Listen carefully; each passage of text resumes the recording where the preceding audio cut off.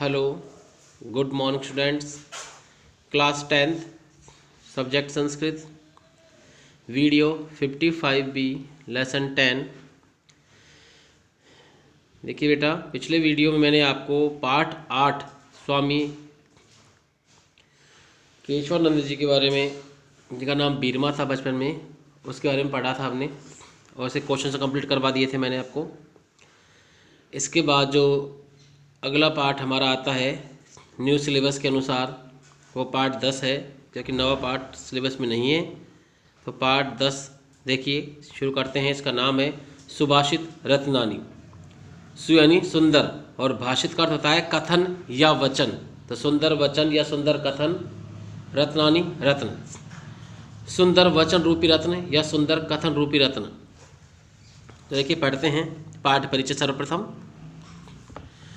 सुभाषित, इस पद से आप सभी परिचित ही होंगे। सुभाषित अमृत वचन, नीति वाक्य, सूक्ति इत्यादि सभी पर्यायवाची शब्द हैं। यह वाक्य वह वाक्य या वाक्यांश भी सुभाषित कहलाता है जिन वाक्यों को सुनकर मन को संतोष और सुख की अनुभूति होती है। यानी कि अच्छी बातें, शिक्षा प्रति जो कथन है वो ऐसे होते हैं जिनको सुनकर ही हमारा मन संतुष्ट हो जाता है और हमें ऐसा लगता है जैसे हमें सुख प्राप्त हो रहा हो। जो दूसरों के मन को कष्ट देने के लिए नहीं होना चाहिए, यानी वह वचन ऐसा हो जिससे किसी दूसरे का मन कष्टयुक्त या दुखी नहीं हो, जिसका प्रयोग दूसरे के अनादर के लिए ना हो, अर्थात जिससे ऐसा वाक्य जिससे किसी का अनादर यानी कि किसी का अपमान ना हो, ऐसा वाक्य होना चाहिए। जो सत्य से पवित्र और हितकर होना चाहिए, यानी कि जो हमेशा पवित्र हो, सत्य हो, तथा जो दूसरों की भलाई के लिए, उनकी अच्छाई के लिए हो। जहाँ नैतिकता, बुद्धिमत्ता और विवेकशीलता होनी चाहिए, यानी इनके अंदर नीतिक शिक्षा देने वाला, बुद्धि की मात्रा को बढ़ाने वाला और विवेक का यानी कि अपने मस्तिष्क का, अपनी बुद्धि का सही प्रकार से प्रयोग करना, ये बताने वाला होना चाहिए।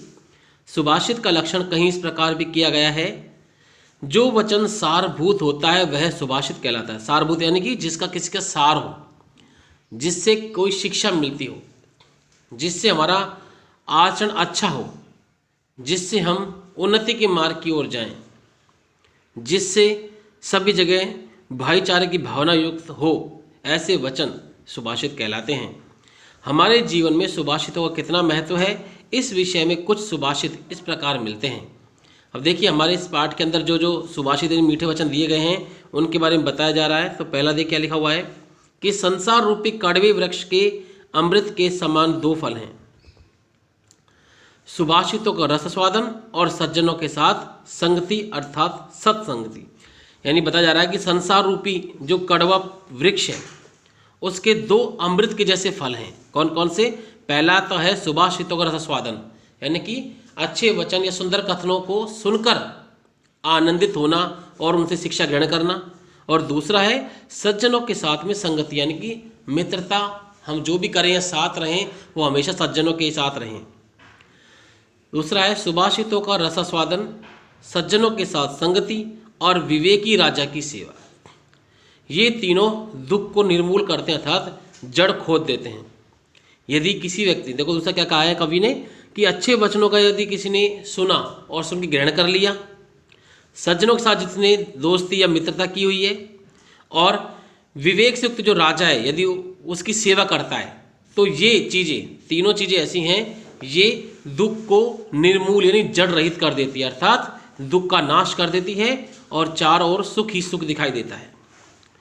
तीसरा है सुभाषित गीतों से और बच्चों की क्रीड़ाओं से जिसका मन नहीं प्रभावित होता यानी बिनता, तो वह या तो वह विरक्त तथा संसार से मुक्त है या फिर वह पशु है। यानी कि कवि यहाँ तक भी कह चुका है कि जो सुंदर कथन है, सुंदर जो वचन है, उन वचनों से और या फिर बच्चों के खेल से जिसका मन प्रसन्न नहीं होता, जो खुश नहीं होता, वह संसार से मुक्त है या फिर वह क्या है? पशु के समान है। चौथा है गंदगी से भी सोना और बालक से भी सुभाषित ग्रहण कर लेना चाहिए। कवि ने कहा है कि अच्छी चीज जहाँ भी हो। अब देखा आपने कि कीचड़ में ही कमल खिलता है। अब कीचड़ गंदगी है, लेकिन कमल क्या है, एक श्रेष्ठ फूल है। तो व्यक्ति वहाँ से भी उस फूल को अपने काम में लेता है, तोड़ कर ले आता है। तो कवि कहना चाहता है कि यदि सोना गंदगी से मिले तो ले लो, और यदि कोई अच्छी शिक्षाप्रद बातें यदि छोटे बच्चे के पास है, छोटा बच्चा वो बात बता रहा है, तो हमें शर्म नहीं करनी चाहिए, उस बच्चे से भी वो चीज़ सीख लेनी चाहिए। सुभाषित की प्रशंसा करने वाले इन 4 पद्यों का यही सारांश है कि इस असार संसार सुभाषित रसस्वादन निश्चित ही अमृत के स्वाद के समान है। दूसरा है सुभाषितों का आस्वादन करना दुख निवारण करना है, ठीक है। तीसरा है सुभाषित मन के द्रवित होने का भाव का कारण है, ये ठीक है। चौथा है सुभाषित यदि स्वीकार करने योग्य है तो बालक से भी ग्रहण कर लेना चाहिए। तो ये बहुत अच्छी बात कही कवि ने, ये सभी हमें ग्रहण करनी चाहिए। इसके बाद देखें, अतः इस पाठ में आपके रसस्वादन के लिए, ज्ञान अर्जित करने के लिए और गुणों का अर्जन करने के लिए कुछ प्रसिद्ध ज्ञात संदर्भ और अज्ञात संदर्भ सुभाषित इधर उधर से चुनकर ग्रहण कर लिखे जा रहे हैं। वाणी की मधुरता, यानी वाणी कितनी मधुर हो ये बताया जाता है। सो इस सुभाषित बताया गया है यहाँ पर। अच्छे गुणों की महिमा, अच्छे गुण व्यक्ति के अंदर हो तो उनसे उसकी महत्ता कितनी बढ़ती है, उसका सम्मान कितना बढ़ता है बताया गया है। पात्र अपात्र, विवेक खल सज्जन विवेक, मतलब योग्य अयोग्य और विवेक का, और दुष्ट सज्जन और विवेक का। विद्या ज्ञान यानी धन और धर्म अर्जन के प्रकार, यानी धन और धर्म किस प्रकार कमाए जाएं। मित्रता दानशीलता, यानी मित्रता कितनी आवश्यक होती है, कितनी जरूरी होती है। और दानशीलता यानी दान देना, ये बहुत आवश्यक है। हर व्यक्ति को अपने जीवन में कमाए हुए धन का कुछ प्रतिशत भाग दान अवश्य करना चाहिए। अहिंसा वृत्ति और अहिंसा का आचरण या अहिंसा का स्वभाव, यानी कि लड़ाई झगड़ा कभी नहीं करना, ऐसा स्वभाव व्यक्ति का होना चाहिए। आतताइयों के प्रति नीति, और जो आतताई हैं जो समाज में द्वेष फैलाते हैं, झगड़े करवाते हैं, उनके प्रति कोई नीति बनाए ताकि उनको सुधारा जाए। संघ वृत्ति, संघ वृत्ति होता है संगठन में शक्ति, आपस में संगठन बनाए, भाईचारे भावना को उत्पन्न करें।